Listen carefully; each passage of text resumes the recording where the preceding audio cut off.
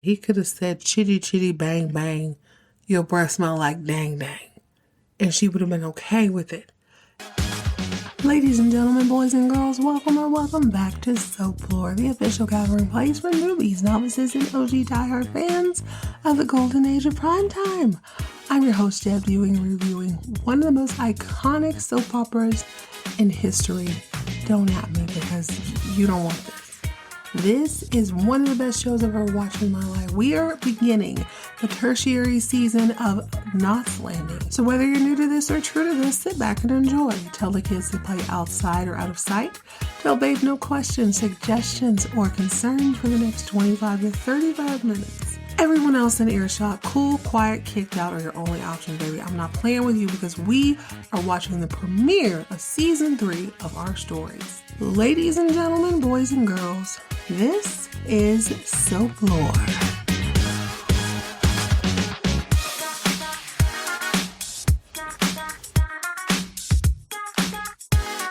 Hello, gorgeous, and welcome back to another fun-filled edition of Soap Lore. I am absolutely besides myself. We have finally made it after over 100 episodes of primetime television gold. We are embarking on the iconic tertiary season of Knott's Landing. I am absolutely beside myself. I'm not even going to lie. I've been salivating. I've been biting at the chomps or whatever the phrase is. All day, I thought, okay, at work, I'm going to slip in an episode of this. But it's not one of those things that I like to keep in the background. I want to watch this in real time. I don't want to miss a thing because I feel like the writers on Knott's Landing are on par with the writers on Falcon Crest. And you already know how I feel about that. I'm geeked. I've already alerted my family. Please don't come bother me for another hour and a half. I need to do my thing. And I'm glad I did because I'm going to do this old school style. We're not going to jump into season 3 as a review because I have not watched it. As you hear my voice, I am watching the screen on my television with the season 3 premiere of Knott's Landing, and it says, Season 3, passions escalate as 4 couples battle temptation in the seaside suburban paradise. Vague, if nothing else, but let's do a little quick review. In Season 2, Val and Gary had settled into this seaside enclave, this little paradise, and Gary discovered that, he's not that bad of a businessman. He's also a drunk, but he's also capable of overcoming that. They befriend a couple, Earl and, what's her name, January, something like that. Gary manages to slip and fall into her panties, having a whole-blown affair, but he apologizes to Valene. It's all good. We are introduced to the incomparable Abby Cunningham. Now, I did not clock Abby. I'm a little bit embarrassed. I didn't clock her as a bad girl. She just seemed like a woman who'd been through a lot. She was adding a little zigga to the show. But ultimately, we already know she has had a full-on affair with Richard, who's Laura's husband. Laura is a doormat. Laura also became some sort of property impresario. She's out here doing her thug fizzle. She's getting $1 million deals left and right and is making her husband, Richard, feel a whole way. Now, Sid, turns out he's not such a saint. Turns out he likes a little bit of attention. Karen, the wife, has been the most steadfast through season 2, which I'm not really surprised about because I feel like you need a constant if you're going to run these different tests.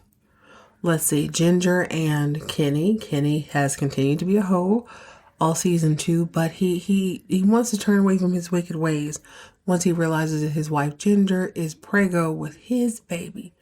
Unfortunately for her, she was having a wonderful relationship with this whole pediatrician guy.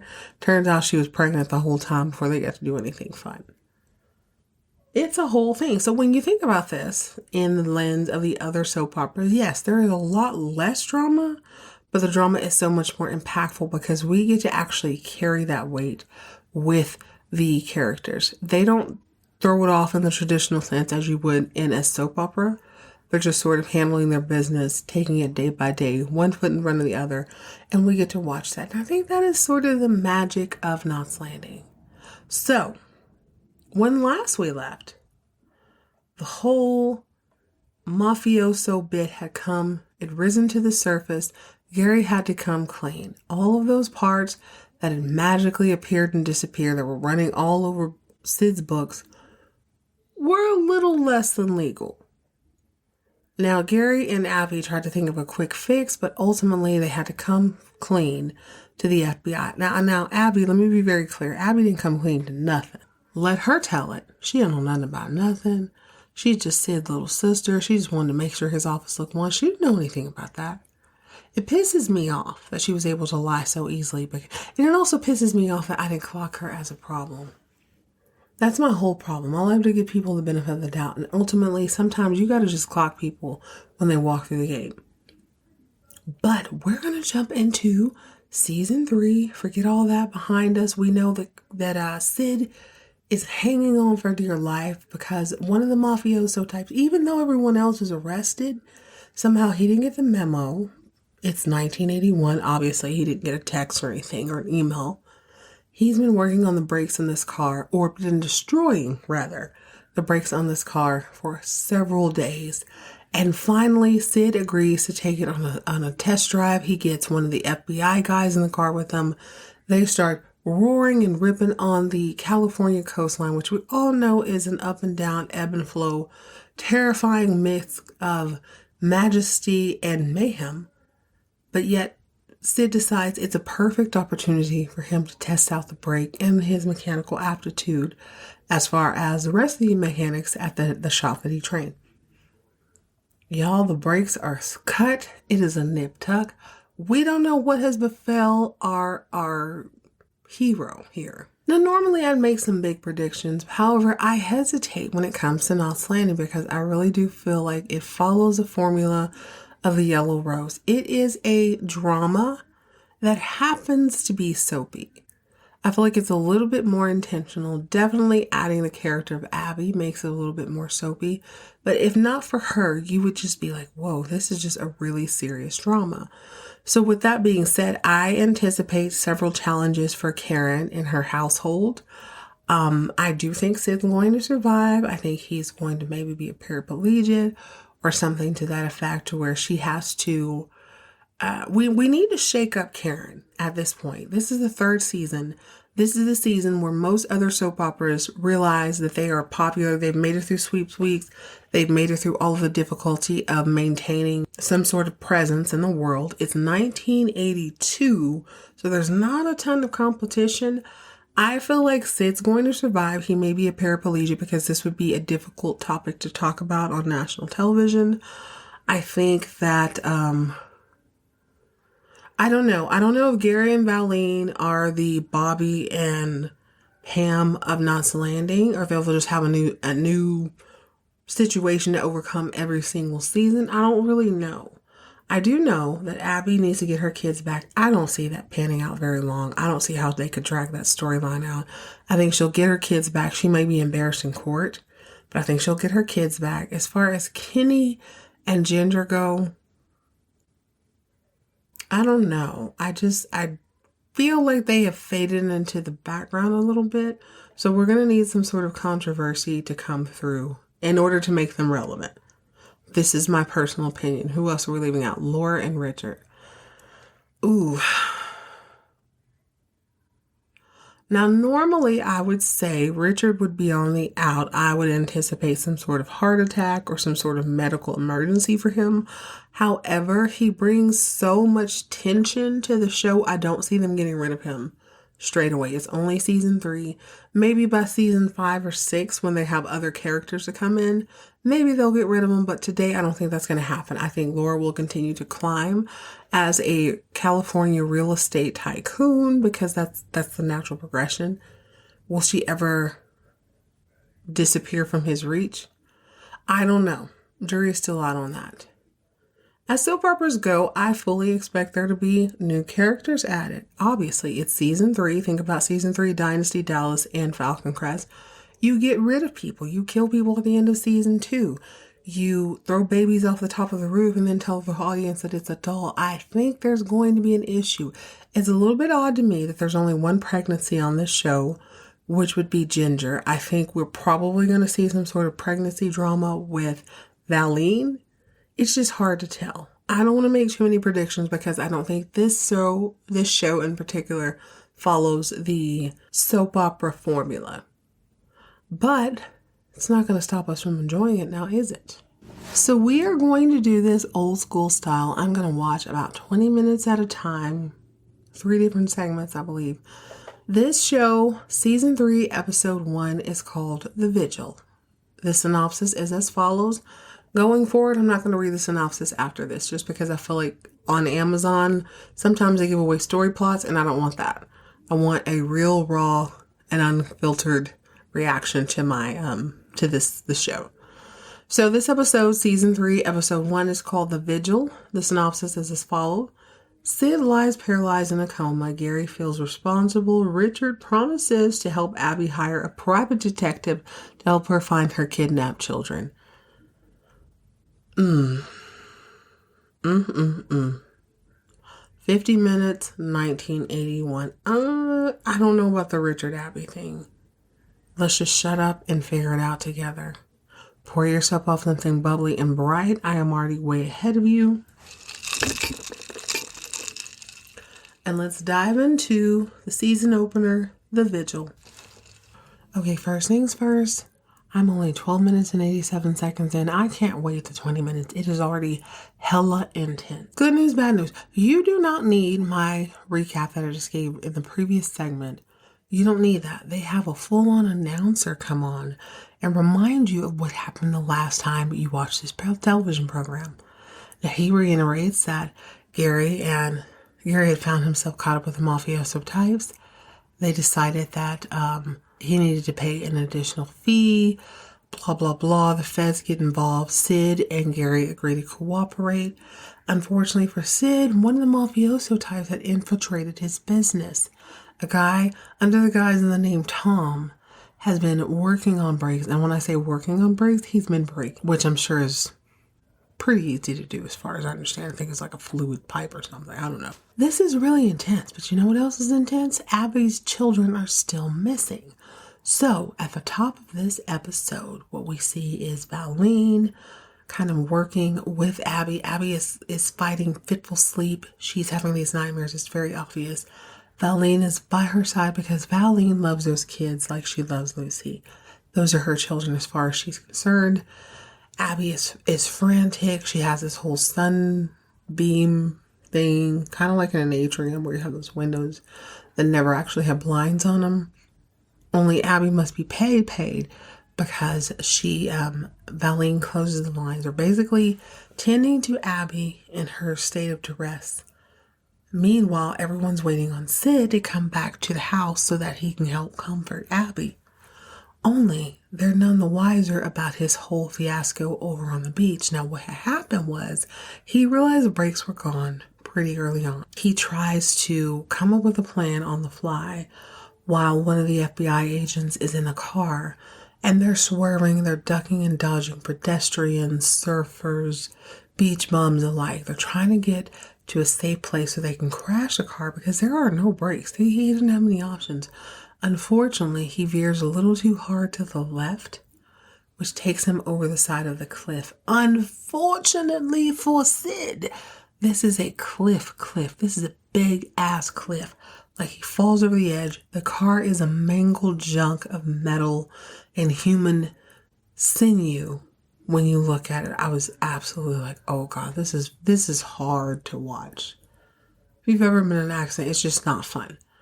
Oh my gosh. So, as luck would have it, as Sid crashes at the bottom of the ravine, he's at the bottom of the cliff, which leads to the beach. Luckily, it's broad daylight. There are several surfers and different people, beachgoers, just enjoying the day. They're no older than 23 years old at max, between like 16 and 23. They see him crash. They immediately start flagging down people, trying to get help because no one has a cell phone at this point. 2 young heroic men stop traffic, get someone to go and call help. They run down the side of the cliff And they begin to try to help Sid because Sid is conscious. Even though his eyes aren't open, he's conscious, which sucks because this had to hurt all to be damned. Seems like the FBI agent is dead and gone. But he's alive. He just says he can't move. Devastating. Meanwhile, Karen and Valene are chilling in Abby's house waiting for him to return. They're thinking he's 10 minutes out. They're not really worried about anything, but Karen is listening to the whole tape that Abby's ex-husband, I think his name is Jeff, that he left, where he's explaining that he just feels like she's not responsible enough to take care of the children. He wants to take over that responsibility, and it's not for forever, but it's until he feels comfortable with her mending and tending to the children. Now, Val and Karen obviously think he's a creep, he's a loser, whatever. But Val she can't shake the whole Gary thing. She's like, why would he do this to Sid? Sid gave him a chance when no one else would. He came out of the woodworks and Sid was like, cool, let me go ahead and help you out. And still Gary screwed him over. So they're chittering about how smart Valene is and how things aren't always working out as they should. Meanwhile, Gary has got a call at the dealership. The police have already told him, hey, we found Sid. He's not deceased. The FBI guy is, but he's going to be in intensive care for a minute. So Gary has no choice but to jump into his 2-seater extra long Lincoln and drive down to the cul-de-sac. When he gets to the cul-de-sac, the lady folks are waiting outside and he's like, Karen, I need you to come with me. Sid's been in an accident. She immediately freezes. And she's like, is he dead? Tell me if he's dead. Gary's like, he's not dead. Don't worry about that. He's not dead. He's in a bad way. We need to get down there with a quickness. Well, Abby comes floating out of the house in a t-shirt. They're still not going to, no matter how serious the episodes are, they're clearly going to make sure she is a sex symbol. I'm not mad at it because it's relative. And she's like, I want Sid. I want Sid. She wants her big brother. We have never met their parents. We don't know what sort of household they grew up in, but it is no secret that she is very, very close to him. It don't matter, though, at this moment, because Karen has just found out that the love of her life, the husband that she married umpteen years ago, the father to her children, is in a very, very bad way. Karen does the next best thing. She does the most natural thing that a wife would do if you found out that your husband was in a bad way. Oh my God, I'm going to the hospital. She goes to run for the car. Gary insists on driving her. She's like, no, Gary, you go check on Abby. Valene, I need you to stay here. I don't want the kids at the hospital. Please keep an eye on them. Valene's like, bet, don't even worry about it, girl. I'm a little concerned about her driving under duress, but I guess it really doesn't matter. She needs to get where she's going to get. She's a focused woman. And she drives to the hospital. Not only does she burst in, she is yelling that she's Mrs. Fairgate. And she bursts right into the trauma ER. Now, for those of you born after the year 2000, you probably don't remember this. I don't know if this was true in hospitals, but I know in airports. You used to be able to go all the way up to the gate and bid your loved one farewell, watch them fly away. There was nothing. There might have been a little security. I don't remember because we were little kids, but it wasn't a horrible thing. It was very easy. I know now in hospitals there's a lot of security, but besides the threat of terrorism or someone just losing their mind or, just bereft loved ones bursting in, disrupting the process, you need to keep a surgical room very sterile. Knott's Landing don't give a damn about that. She's able to open the door to trauma room 3 and she can hear like this whirling of a saw going into Sid's skull. Now, she doesn't know a lot. All Gary knew was that there may or may not be some neck injury. He didn't really know how bad it was. And I mean, listen, this is too much information to take in all at once. He did the right thing. He ran, got her, or she got in the car, she got to Sid. So I was relieved when Karen began talking to the doctor, and he had this really wonderful bedside manner. Let me know if I'm going too slow. Let me know if I'm being too technical. I want to walk you through this. He explains that there's been damage to the vertebrae. There's something going on with his neck. His lungs have deflated, so they have inflated them with whatever technology they have at the time. But I guess his bedside manner is only about 45 seconds long, because then he just blurts out, oh, he's paralyzed. And she's like, what? He goes, I thought you knew. Baby boy, does she look like she has a doctoral degree in spinal tapping or whatever it is? He apologizes and she's like, okay, don't even worry about it. And he explains that, okay, he seems to be paralyzed right now, but we think it might be temporary. We're not going to really expect a lot over the next 3 days. This is a serious injury. We just need to allow him to heal and do all the things. She come around the corner to go back into the waiting room and tell me why all 3 of her children and Valene dressed in cream like it's Wednesdays on Dynasty. Valene's like, girl, I'm sorry. But basically they bullied her. She may be the Vidalia Onion Queen, but she still has a long way to go before she's one of those chop your heads off type queens. The kids have run of the house. Diana is ever the brat, but you know what? I'm going to grant everyone a pass this episode because your daddy is in a bad way. Michael has cut off that feather duster. Or no, what's the oldest son's name? Eric, Michael, one of them. Oldest son has cut off the feather duster mustache. Baby boy has got his hyperactivity under control. They all just want to know what's going on, Mom. Is Dad okay? Is Dad okay? She's like, he's going to be fine. Just let's give him a minute to breathe. She briefly explains the situation, but doesn't go into too much detail because, of course, she doesn't know what's happening. And the truth be told, she probably hasn't had time to process it herself. Only 22 minutes into the episode, and I am wiping away tears. Anyone who knows me in real life, I am quite sensitive. Like my heartstrings are just open. I don't know why. But this is a beautiful, wonderful, beautiful, beautiful scene. So I realize we have some new listeners. First and foremost, thank you so much for joining me on this wonderful vintage soap opera expedition. It is a blast. You're going to love it. I hope that you start at the very beginning. Now that I am deep into season 3 of watching too many shows. Season 3 of Knott's Landing. We are on season 4 of the other big 3, which are Dallas, Dynasty, and Falcon Crest. I would highly, highly recommend that you start off with Dallas. Start off with Dallas. I think watch up to like season 2 or 3. Correct me if I'm wrong, guys. And then you'll jump in to Knott's Landing. Once you see Val and them leave. Actually, no, that's not true because I think they leave sometime in season 2. Dallas has this whole thing. Like originally it was only 6 episodes at the beginning. But on some platforms you'll find that season 1 is about 20 episodes long. On others it's only 6. It's this whole thing, but just understand that when they leave on Dallas, that's not the time to start watching Knott's Landing. Give it a beat, maybe wait till the end of the season, and then things sort of line up okay. This is a very happy accident for me. It's all lining up okay. Knott's Landing is very good about they're good because this is a crossover, so they're not giving a whole lot of details about whatever the storyline is. For instance, if you see Gary in Dallas, he's not really talking a whole lot about what's happening in LA. And if you see Bobby or JR in LA, he's not really talking a whole lot about what's happening in Dallas. So it doesn't really muddle the story at all.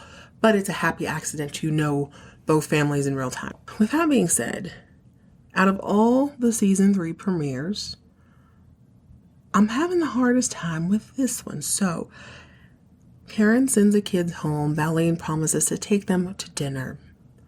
She is then able to spend some quality time with Sid. Now we see him stretched out on the bed. He is chest naked with all the proper apparatuses attached to his body. They're monitoring his breathing. They're monitoring all the things. And I'm thinking he's still comatose. No, he's not comatose. He's awake. He's just not moving.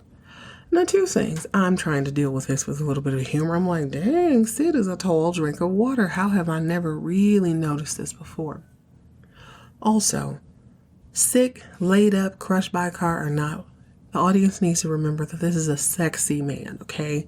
Chest naked, he is glistened to the gods. He looks amazing. Karen slowly walks over to the bed, and they've got this really good kind of softened spotlight over the two. She's drinking him in because she has to be strong for the kids. She didn't give the kids a ton of details. Oh, he's fine, he's fine. They're asking about the agent that was helping them. She didn't want to tell him he's dead. Diana gives her a brief moment of just respite by saying she can't talk about it right now. And I think that's the theme of this episode. She can't talk about it. She can't voice these things. She can't even process them because this is all happening so quickly. Not only Sid, but Abby's kids are missing. It's a whole lot to just breathe in and drink in and take in as a person. But we hear Sid's just slick little voice telling her, hey, you can kiss me, I won't break. I bust out crying, I'm not gonna lie. It's been about 10 minutes and I'm like, pull it together, Dad. Get your life together. They have a conversation. It is soft. It is gentle. She's like, man, you look like you went over the side of a cliff. They're using humor to deal with it, but he's like, we got to talk about this, babe. Now, if I'm just injured, the swelling will go down. I'll be able to wiggle, move in a couple days. If not, well, then this is me. From here on out, she don't really care. You've been through too much, baby. Y'all are, this thing is real. Both of you have allegedly turned down other people. Now, I'm still convinced something went down with him and the first ever woman mechanic, but I can't prove it. It's so intense. They have this really special moment. And for those of you who are new to the show, I want you to know I'm not going to always give a blow by blow. This is a special occasion because I want you to enjoy this the way I've been able to enjoy this. I've been doing this podcast for 3 years. And no one has really given me a big spoiler. I don't want to do that to you. Although if you were choosing to tune in, you got to know what this is. But going forward, I will always leave out, even if it's just a little inconsequential scene, just something so that you can make it your own. You can form your own ideas about it. All is well. They're, I love you. You love me. She kisses him again. And this time she's a little bit less timid. But then we hear some carrying on in the hallway. Abby is out there acting a teetotal fool, as I would too if that was my brother in the hospital. She finally gets in, and we notice one of the tropes for season 3. I feel like it is written in the laws of soap opera, especially vintage primetime soap opera, that someone has to change their hair in a significant way on season 3. Now, Val looks exactly the same. I have not seen Ginger. I haven't seen Laura. Also, let me wind it back just a little bit. Shout out to my internet friend, Kip. We'll call you Kip. Who's like, hey, you need to pay attention to the opening scenes on Knott's Landing. They're going to change it every season. And it seems like they're going with the yearbooks textile this time. I don't hate it. But I was looking forward to seeing who was living in the houses. Like season 1, I didn't really clock that there were at least 8 people in a cul-de-sac. That seems unheard of. I think just my general knowledge of how streets work in the year of our Lord 2025. I thought maybe 4 houses at max at the bulb of the cul-de-sac, but no, they have like 8. That's LA real estate, I suppose. But this time they have done it sort of in a yearbook style. They're giving you different scenes. They're giving you the actor. They're giving you their name, but I'm not mad at it. It's going to take me a little bit to adjust, but I am excited to know that it changes every season. So thank you so much for that little tidbit. Okay. Abby's big pissed with her brand new hair. She has decided to chill out with the perm. It's grown out a little bit.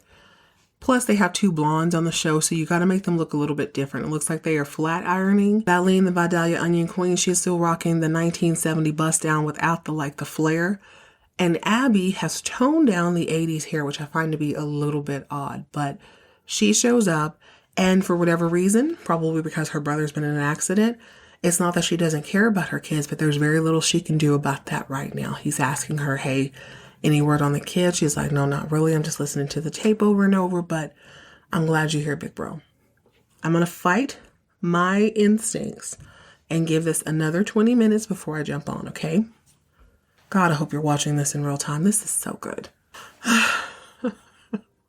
Ladies and gentlemen, this has been very difficult. I am a sap. Let's go ahead and announce that now. I am a full-on sap. This episode sucks in the best possible way. My girl Karen is going through it. She's convinced herself that if she leaves the hospital, something's going to change with Sid. Unfortunately, sometime after the conversation with Abby, he slipped into a full-on coma. He's been conscious most of the time, which is weird to me because I feel like they would put him in a medical-induced coma so that he could heal, but they didn't. He slips into one. So now she's afraid to leave. And one of the things I love about this show is the nuance and the real drama because remember, she and Richard have been going through it all season 2. They're not the best of friends. They're just sort of tolerating each other. But guess who shows up for her at the hospital? He shows up with a silver card and he's like, yo, when Laura was giving birth to our son, It was the worst experience of my life, and I'll be damned if you go through that. That's basically what he says. And he brings her something, and it's like she needs it. She needs this light. She needs someone a little more lighthearted. She needs someone. And I'm very surprised that it's Richard, but I'm so glad it's Richard because it hits so much deeper that he's like, yo, don't worry. You got the best doctor. We got a good chance at this. But he sits, I'm crying. Oh my gosh. I'm so embarrassed, but I'm also not. But he has like a little picnic with her. She's been told by the nurses to go home. She's been told by the whole staff to go home. She refuses to leave because she thinks he's going to die if she leaves. But Richard shows up and he has croissants and orange juice and he just makes her feel better. It's so wonderful. Now, the real tea is that everyone else in the cul-de-sac is kind of going through it. We don't see Kenny and Ginger. I think I got about 6 minutes left, but I had to come on because I'm like, I got to gather myself. I'm in shambles. This is just me. This is too much for me. This is very dramatic. It's very sad. Gary is really going through it. And I'm like, Gary, this isn't your fault. But I will say this. I want to say going forward in season 3, I've hit my wall with patience for him. His clothes are still tight as hell because we need to remember that he's fine, okay? He works out. Probably does jujitsu or something. But Valene is taking the anchor. She's being strong, of course. She's being strong for Karen's kids.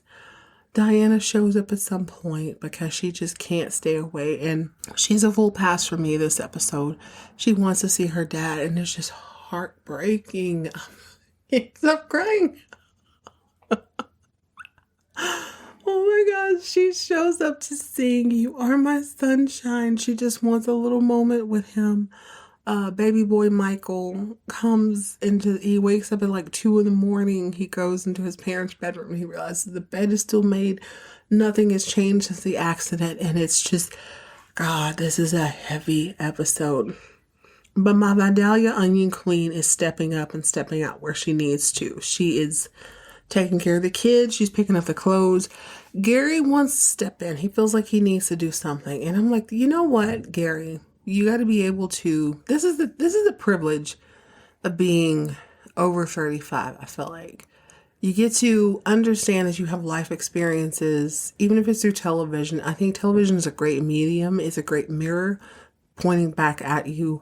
There's a way you believe you'll behave, and then there's a way you'll behave in real time. And I don't think you should judge yourself for it either way, because if you don't do all the things you need to do, quote unquote, it's because you probably needed some sort of protection at that time and vice versa. So when I watch this, I see different levels of suffering. I see different levels of things. And it's like, Gary, even if you hadn't gotten in bed with the mafiosos, mind you, he made a profit. I'm not trying to bring that up. Listen, Gary Ewing's the last person I'll defend on the show. But this accident has nothing, I guess it kind of does have something to do with him because he got in bed with the mafioso types. It's not clear at this juncture that anyone really knows about that. They just know the brakes failed. This could be a run-of-the-mill accident or this could be foul play. No one's really saying one way or another. Gary is struggling with that. He wants to just bring the clothes to the hospital. Abby is struggling with the fact that her kids are missing, but she wants to make sure that her brother is receiving the best care. It's easy to say that she's carrying on this episode, but why wouldn't you? This is someone you love. This is the flesh of your flesh, blood of your blood. Why wouldn't you carry on and make sure they have the very best that they can? I'm sorry.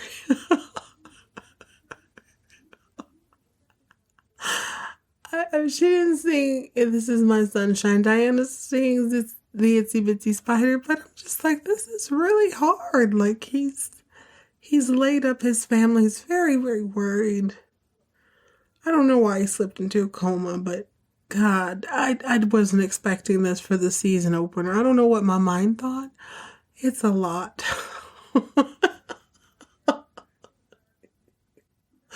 I hate being such a wuss, but the long and short of this episode is that everybody's trying to adjust. They're trying to deal with him being in a coma. I am so embarrassed. This aired before I was even born. Shout out to my Zillennials, because I mean, we in this bitch at 1981. But this sucks. I don't like this. Oh, I don't know. I have a bad feeling about this. I have a really, really bad feeling.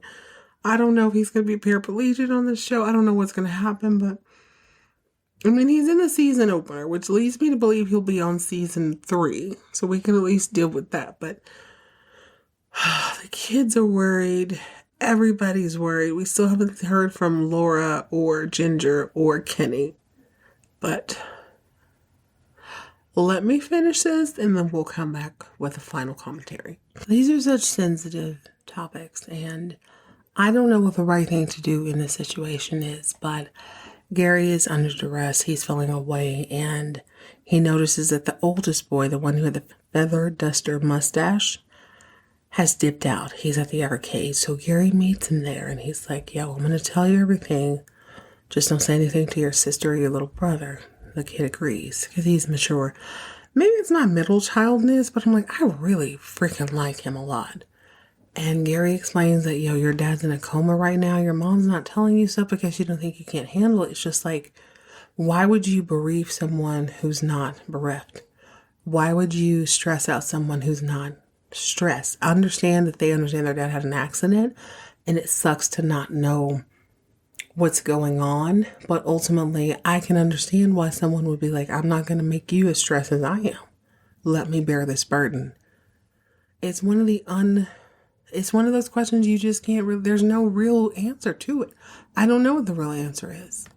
But everyone in this little circle is doing their best to support this family. And that's really all that matters. Karen goes back to Sid's room and she's just kind of watching over him. She's keeping vigil. By the grace of God, she's got some fresh clothes so she don't smell like 3-day-old onion rings and whatnot. But Doc is like, yo, you need to go home. You're not doing yourself any good. But I understand why she wouldn't want to go. Y'all, I was not expecting this sort of intensity. I was expecting there ain't nothing about this soapy. I feel a whole way. Oh, I am fighting for my life here. The last 3 minutes are no better. So Karen is in the room. She's like, Sid. She just wants to keep Vigil because she thinks he's going to die if she leaves. And the doctor comes in and he's like, listen, Miss Lady, you're not doing anybody any favors by staying here. Go home. Rest. He's going to be the same. But Karen refuses to swallow that. She said, no, he's not going to be the same. What are you going to do? Doctor's like, yo, I'm going to take these tests, but I'm going to be real with you. We don't have the apparatus here in this hospital. It's very expensive, and it won't come for the next few hours, so you're just going to have to deal with it. She don't want to deal with it. This is the love of her life, the father of her children, the man that she has built a life with. He is comatose on a table, and nobody knows what's going to happen. He could die. He could recover like nothing happened, or he could be a paraplegic for the rest of his life. Quadruple. Oh, is the worst. He is not waking up. And she's like, I will take him to another hospital. I don't give a damn. I will take him to another hospital. And the doctor's like, he will die in the ambulance. You need to relax, lady. Go home and take a nap. But I'm like, with her, I'm like, listen, there's no perfect world. There's no perfect scenario, but there's no way that someone's going to be like, oh, okay, cool, I'll go home. When you are passionately and madly in love with the person who is lying before you. Luckily for us, he starts to stir Sid that is, Mommy, have I had my tonsils down? It don't matter what he said. He could have said, chitty, chitty, bang, bang, your breath smell like dang, dang. And she would have been okay with it. He wakes up. She's like, praise the Lord God Almighty. The doctor's like, whew, that's a relief. Sid is speaking. He is alive. He is sort of cognizant. But he makes a comment that he feels like he hasn't had any rest, which just stresses me out again. Oh my God. Knott's Landing, what is your problem? Why couldn't we have a normal season opener where maybe there was a hostage situation? We got a whole man in a coma. We got a man with a family. I'm stressed out. If he dies, what the hell's going to happen to Gary? What the hell's going to happen to Sid? Not Sid. He is Sid. To Karen. Karen has given up her education for him. What is she going to do? She's not going to sell houses like Laura. I feel the whole way. I'm very stressed out right now. I'm going to give myself a beat and drink this in. So, fiends, are you serious right now? I'm low-key mad, but low-key really grateful for those of you who hadn't spoiled anything. And with there being 9 to 11 seasons, how could you? I'm stressed out. This is the most impactful season 3 premiere ever. All right, party people, that's it. That's all for this episode. That's literally all I can take. It's been intense. It is a tearjerker. I promise to put all of the warnings ahead of us. This was wild. Oh my God. We're going to power through because I know the show is worth it. Even though I hated this episode, I love it. So in the meantime, in between time, make sure that you check on your emotional barometer. Just because things are happening around you doesn't mean you're equipped to deal with it. Reach out. We are so blessed to live in a time of 2020 plus. You can reach out for help. Do what you need to do to make sure that your mental is okay. But in the meantime, in between time, moisturize, hydrate, step outside, barefoot, touch grass, do all the things, and make sure you keep all of your drama on TV. I love you.